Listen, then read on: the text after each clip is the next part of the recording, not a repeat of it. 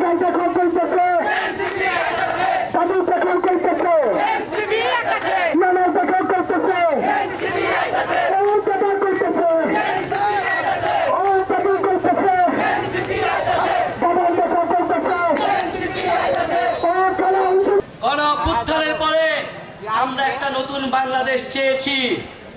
গণ অভ্যুত্থানের পরে আমরা রাষ্ট্রের মৌলিক সংস্কার চেয়েছি। গণ অভ্যুত্থানের পরে আমরা গণহত্যাকারীদের বিচার চেয়েছি। আমরা জুলাই ঘোষণাপত্র এবং জুলাই সনদ চেয়েছি। আমরা আজকে এসেছি আপনাদের কাছে জুলাই গণ অভ্যুত্থানের বার্তা নিয়ে, যেই বার্তা একটা ইনসাফ ভিত্তিক রাষ্ট্র কায়েমের জন্য আমাদেরকে স্বপ্ন দেখায়, যেই বার্তা একটা বৈষম্যহীন বাংলাদেশের স্বপ্ন দেখায়। আমরা সেই বাংলাদেশের স্বপ্ন দেখি। আমরা স্পষ্টভাবে আজকের সমাবেশ থেকে বলতে চাই, সীমান্তে বিএসএফ আন্তর্জাতিক আইন লঙ্ঘন করে এখানে গ্রেনেড মারে, বিস্ফোরণ ঘটায়। আমরা কিন্তু এই সব আগ্রাসন আর মেনে নিব না।